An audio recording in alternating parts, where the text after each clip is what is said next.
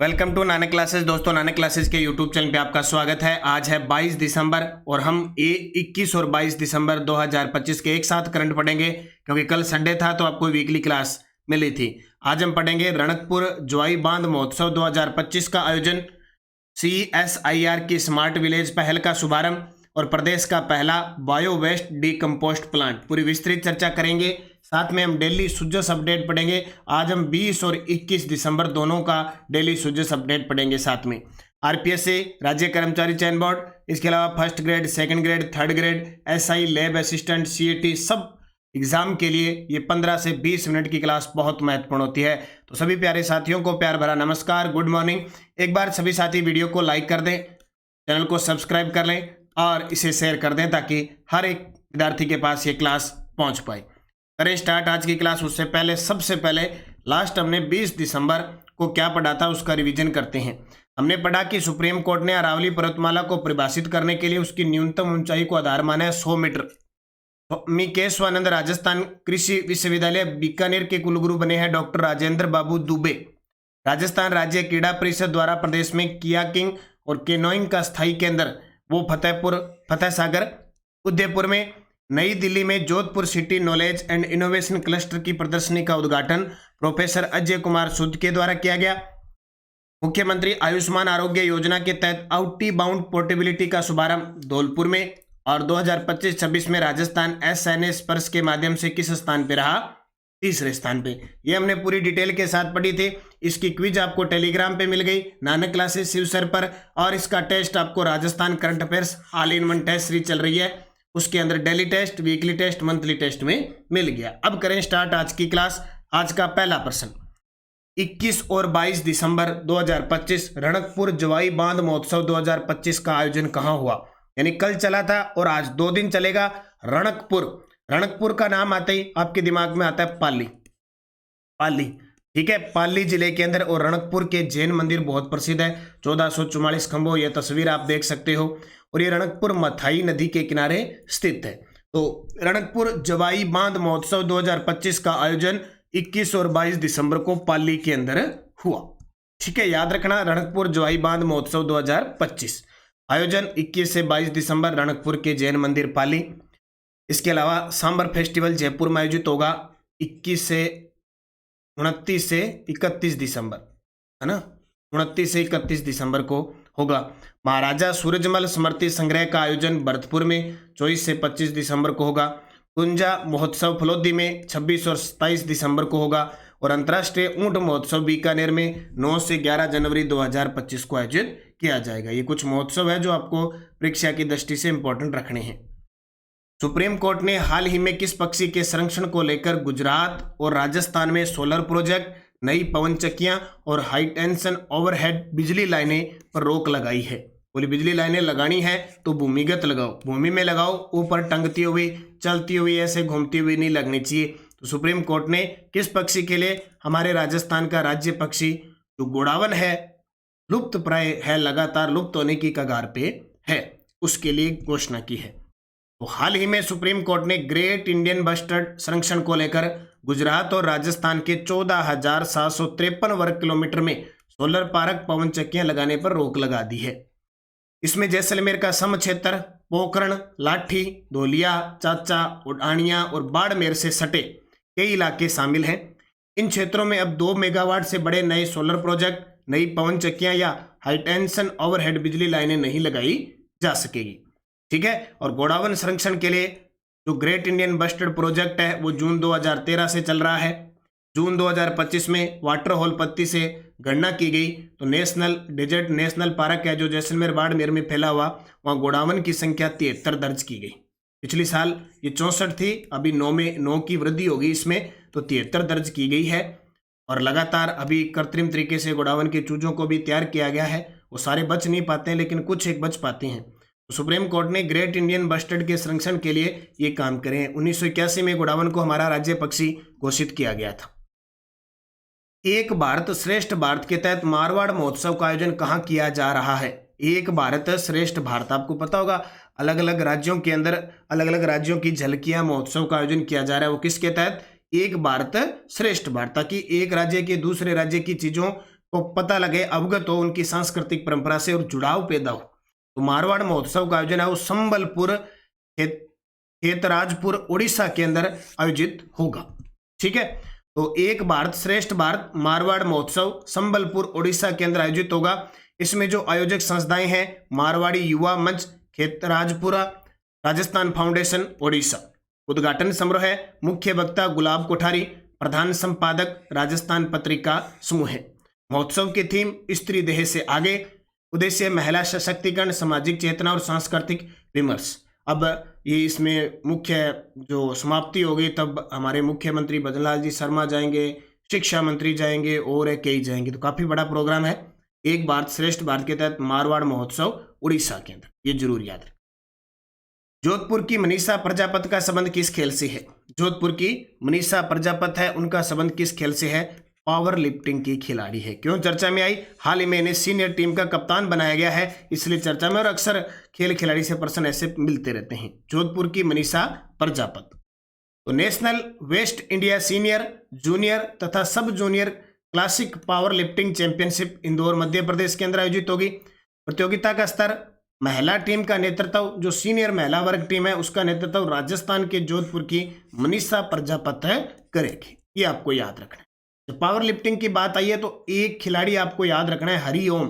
हरिओम भी पावर राजस्थान के खिलाड़ी है, और पवन कुमावत है वो भी पावर लिफ्टिंग के खिलाड़ी है। इन दो एक्स्ट्रा खिलाड़ियों को भी याद रखना है।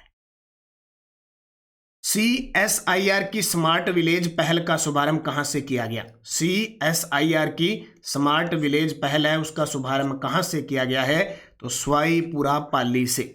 स्वाईपुरा पाली से। जैसे कंकाणी जोधपुर और रोहट पाली के बीच मारवाड़ औद्योगिक कॉरिडोर बनेगा, फतेह सागर में केनोइन और उसके लिए प्रशिक्षण स्थल स्थापित किया जाएगा, और मोहाना मंडी जयपुर के अंदर वो डीप प्लास्ट पोस्ट बनेगा, जो सब्जी मंडी है वहां पे। तो स्वाईपुरा पाली में CSIR की स्मार्ट विलेज पहल का शुभारंभ किया गया है। किसके तहत है? तो ध्यान रखना, CSIR जो विकसित भारत विजन 2047 है उसको साकार करने के लिए वैज्ञानिक तथा औद्योगिक अनुसंधान परिषद CSIR द्वारा स्मार्ट विलेज पहल की शुरुआत 20 दिसंबर 2025 से हुई। स्थान स्वाईपुरा गांव पाली। स्वाईपुरा को 6 चरणों में स्मार्ट विलेज बनाया जाएगा। उद्देश्य विकसित भारत @2047 विजन को साकार करना। विकसित राजस्थान @2047 विजन की क्रियान्वयन के लिए राज्य स्तरीय स्टीयरिंग कमेटी के अध्यक्ष किसे बनाए गए हैं? वेरी वेरी इंपॉर्टेंट है। विकसित राजस्थान @2047 विजन का क्रियान्वयन है, क्योंकि 2047 तक अर्थव्यवस्था को 4.3 ट्रिलियन से ऊपर लेके जाना है, और 2030 का जो टारगेट है वो $350 बिलियन का है। तो इस क्रियान्वयन, क्योंकि हर क्षेत्र में जो जीवन प्रत्याशा है वो 77 से ऊपर लेके जानी है, महिलाओं की कार्यशैली में भाग 60% से ऊपर लेके आना है, मृत्यु मात्रा दर 10 से कम करनी है, ये सारी टारगेट 2047 का लेके चले। उसके लिए मुख्य सचिव की अध्यक्षता में, राज्य स्तरीय स्टीयरिंग कमेटी मुख्य सचिव की अध्यक्षता में, जैसे अपने रीति है जैसे नीति की तरह, तो उसका जो अध्यक्ष है वो मुख्यमंत्री है, CM है। ये प्रश्न बार बार पेपर में आते हैं, तो इनको याद रखना। तो विकसित राजस्थान @2047 विजन के सफल क्रियान्वयन की दृष्टि से मुख्य सचिव की अध्यक्षता में राज्य स्तरीय स्टीयरिंग कमेटी बनाई गई है। और अभी जो राजस्थान 2047 विजन डॉक्यूमेंट तैयार किया वो किसने तैयार किया? नीति प्लस रीति ने। ये प्रश्न भी पेपर में आ चुका है, नीति प्लस रीति ने मिलकर। तमिलनाडु में all India junior under 19 ranking badminton में स्वर्ण पदक जीतने वाली राजस्थान की पहली महिला खिलाड़ी कौन बनी है? तमिलनाडु के अंदर all India junior under 19 ranking badminton में स्वर्ण पदक जीतने वाली राजस्थान की पहली महिला खिलाड़ी पारुल चौधरी बनी है। कौन बनी है? पारुल चौधरी। पारुल चौधरी बैडमिंटन के खिलाड़ी। मोना अग्रवाल ये राजस्थान की निशानेबाज है, 2024 का इन्हें अर्जुन अवार्ड मिल चुका है, और पेरिस पैरालंपिक के अंदर इन्होंने कांस्य पदक जीता। हर्षिता जाखड़ ये राजस्थान में साइकिलिंग की खिलाड़ी है। पूजा बिश्नोई ये भी साइकिलिंग की खिलाड़ी है। तो पारुल चौधरी चूरू तमिलनाडु में आयोजित all India junior under 19 ranking badminton प्रतियोगिता में स्वर्ण पदक जीतने वाली राजस्थान की पहली खिलाड़ी बन गई। शिव की डोज क्या कहती है? प्रदेश का पहला bio waste decompost plant Mohana Jaipur में लगाया जाएगा। यूएई में आयोजित Asian youth para athletics championship में मनीष कुमार ने 1500 मीटर स्पर्धा में कांस्य पदक जीता। उच्च शिक्षा व टेक्नोलॉजी हब के रूप में IIIT कोटा को विकसित किया जाएगा। भिवाड़ी में अरावली विहार आवास योजना, हनुमानगढ़ में नई आवासीय योजना और प्रतापनगर जयपुर में AIS3 योजना का शुभारंभ किया। और एथेनॉल फैक्ट्री विवाद के चलते हनुमानगढ़ के टिब्बी के राठीखेड़ा गांव चर्चा में है। याद रखना भी, हनुमानगढ़ का टिब्बी, यहाँ एथेनॉल फैक्ट्री लग रही थी एशिया की सबसे बड़ी, अभी विवादों में चल रहा है। कोई कह रहा है कि इसको नामंजूर भी किया जा रहा है। तो देखो, एथेनॉल फैक्ट्री के चलते हनुमानगढ़ के टिब्बी के राठीखेड़ा गांव चर्चा में। तो जस्ट बुलेटिन लखपति दीदियां अग्रणी राजस्थान की उभरती तस्वीर है। इसमें जितनी भी बातें हैं वो मैं आपको अलग से बता रहा हूं। और घरेलू पर्यटक 28% और विदेशी पर्यटक 22% बढ़े हैं। सिक्कर, झुंझुनू और चूरू की 662 हवेलियां संरक्षण योजना में शामिल है। इसके अलावा 15 जनवरी को सूर्य संध्या में operation Sindoor light and show का शो होगा। 15 जनवरी 2026, क्योंकि परेड हो रही है अपने राजस्थान के जयपुर में। शिक्षा के क्षेत्र में 2 साल में अभूतपूर्व कदम उठाए। मुख्यमंत्री राजस्थान शिक्षक संघ के प्रदेश शिक्षक सम्मेलन में भाग लिए। यूनिफॉर्म और बैग के लिए 800 रुपये की सहायता सरकार देगी। इसके अलावा शिक्षा में हम लगातार काम कर ही रहे हैं। दिल्ली सुजस अपडेट 20 दिसंबर की देखो, संडे के दिन जो अपडेट आई थी सुजस की, वो क्या आई थी? लखपति दीदी संवाद कार्यक्रम। हरीशचंद्र माथुर राजस्थान लोक प्रशासन संस्थान में लखपति दीदी संवाद को संबोधित किया गया। सरकार का लक्ष्य हर हाथ को हुनर, हर घर को रोजगार राजीव का प्रमुख माध्यम है। नारी शक्ति वंदन अधिनियम, लोकसभा विधानसभा में महिलाओं को 33% आरक्षण है। प्रधानमंत्री मातृ वंदना योजना राशि 5,000 से बढ़ाकर 6,500 कर दी, और जो गर्भवती है उनको 10,000।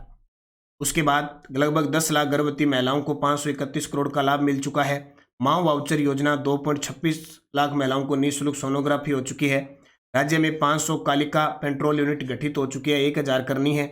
65 एंटी रोमियो स्क्वाड का गठन हो चुका है। और महिला अत्याचार मामलों में 2023 की तुलना में 12% की कमी आई है। ये सरकार लगातार जो अपडेट दे रही है मैं आपको बता रहा हूँ। उसके बाद भारतीय रेलवे द्वारा विकसित किए जा रहे 1504 किलोमीटर लंबे वेस्टर्न इंडिकेटेड फ्रंट कॉरिडोर से लगभग 564 किलोमीटर का महत्वपूर्ण खंड राजस्थान से होकर गुजरेगा। और इस मार्ग पर 18 नवीन फ्रेट स्टेशन विकसित किए जा रहे हैं। ये 20 दिसंबर की बात थी। फिर 21 दिसंबर को देखो, पर्यटन विशेष क्या बताया सुजस में कि वर्ष 2024 में देशी पर्यटक 28.50 की वृद्धि दर्शा रहा है और विदेशी पर्यटक 21.92 की वृद्धि दर्शा रहे हैं। वर्ष 2025 अगस्त तक बात करें तो देशी विदेशी पर्यटकों की यात्राओं में 11.71% की वृद्धि हुई है। स्वदेश दर्शन 2.0 और प्रसाद 2.0 योजना के तहत खाटू श्याम जी, करणी माता, मालाशेरी डूंगरी समेत अनेक धार्मिक स्थलों का विकास कार्य प्रगति पर है। राजस्थान में बॉर्डर टूरिज्म को बढ़ावा देने के लिए जैसलमेर जिले में तनोट माता मंदिर के पास DPR तैयार की जा रही है। महाराणा प्रताप टूरिज्म सर्किट 100 करोड़ के विकास से तैयार होगा, जिसमें चावंड, हल्दी घाटी, गोगुंदा, कुंभलगढ़, दिवेर, उदयपुर शामिल होंगे। उसके अलावा ट्राइबल टूरिस्ट सर्किट 100 करोड़ की लागत से बनेगा। उसमें सीता माता, ऋषभदेव, गौतमेश्वर मंदिर, मातृकुंडिया, बेणेश्वर धाम, ये सारे होंगे। जनजातीय संस्कृति, कला व विरासत का संरक्षण होगा। और पर्यटन क्षेत्र में निवेश और रोजगार सृजन को गति देने के लिए 4 दिसंबर 2024 से राजस्थान पर्यटन इकाई शुरू हुई। नीति आगे नहीं, ठीक है। और मुख्यमंत्री द्वारा 17 दिसंबर 2024 को प्रारंभ की गई पंचगौरव योजना जिलों की विशेषता वैश्विक मंच पर लाने की है। 550 करोड़ रुपए इसमें खर्च हो रहे हैं। और 2024 की देशी विदेशी पर्यटक यात्राओं में देश में राजस्थान को 5वीं रैंक मिली है। अब ये पंचगौरव योजना के 41% बन रहे थे, मैंने नानक क्लासेस शिवसर पर दे दी, वो क्लास देख लेना। तो ये अपडेट थी 21 दिसंबर। और देखो, माही डैम क्षेत्र में आइलैंड टूरिज्म विकसित करने की दिशा में राज्य सरकार ठोस पहल कर रही है। Rajasthan tourism infrastructure and capacity building fund का गठन किया गया है, वेरी वेरी इंपॉर्टेंट है। जयपुर के पोड्रिक पार्क में महिलाओं के लिए विशेष तीज मेले का भी प्रथम बार आयोजन हुआ। और 78वें आर्मी डे परेड 2026 की मेजबानी जयपुर कर रहा है, वेरी वेरी इंपॉर्टेंट है। अब यहाँ से ये चीज़ें आपके लिए बहुत इंपॉर्टेंट है भाई, ठीक है, क्योंकि आज का जमाना राजस्थान में फोकस कर रहे हैं। इंडिया में क्वेश्चन PIB का क्वेश्चन पक्का आ रहा है, लेकिन राजस्थान के अंदर डेली सुजस, अब इतने दिन अपने सीधा पढ़ते थे, उसमें इन बातों को समझ भी नहीं आ रही थी। अब इसको यहाँ से निकाल के, हालांकि मेहनत तो खूब लगती है, कौन सा छोड़े और कौन सा निकालें, क्योंकि सरकार अब 2 साल का गुणगान कर रही है। लेकिन अब जाते जाते अपने भी क्या करेंगे, इन चीज़ों को रिपीट होती रहेगी और अपने काम की चीज़ें पर्सन आए तो, क्योंकि एक एक पर्सन कीमती होता है एग्जाम के अंदर, ठीक है। Answer of last video question, Agnipath नहीं जनपथ पुस्तक के लेखक आप सभी साथियों ने बहुत ही गजब का जवाब दिया। सतीश पूनिया इसका उत्तर है। और क्वेश्चन फॉर यू, शेखावटी हवेली संरक्षण योजना के अंतर्गत कितनी ऐतिहासिक हवेलियां चिन्हित की गई है? 562, 450, 662, 710। सही जवाब आपको कमेंट बॉक्स में देना है। ये स्टेडोज, ये असिस्टेंट प्रोफेसर में आए प्रश्न है कि वर्ष 2023-24 में राजस्थान की शीर्ष निर्यात मद अभियांत्रिकी।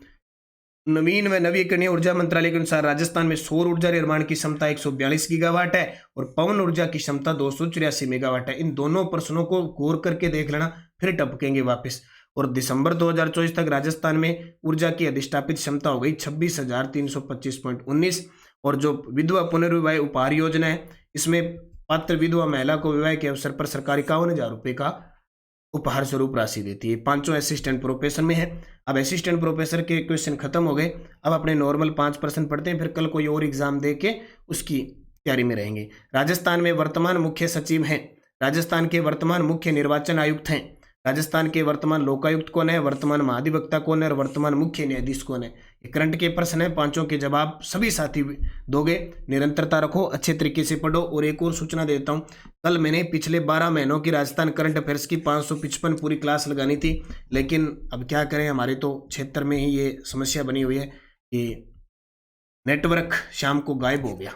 नेटवर्क शाम को गायब हो गया तो भाई इलाज नहीं था, तो मैंने 150% करवाई।